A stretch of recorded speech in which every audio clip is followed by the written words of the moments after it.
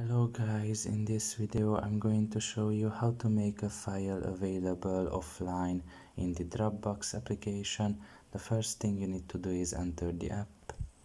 Once you are done with that and you are in the home page, you should look in the bottom of your screen and press on the second option there, which is Files.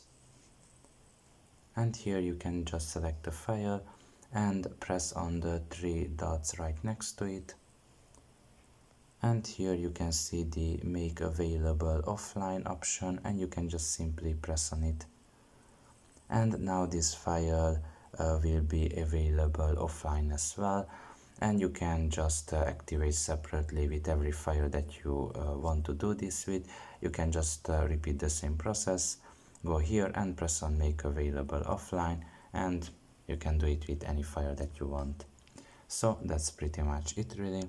I hope this video was helpful to you. Thank you for listening and see you next time.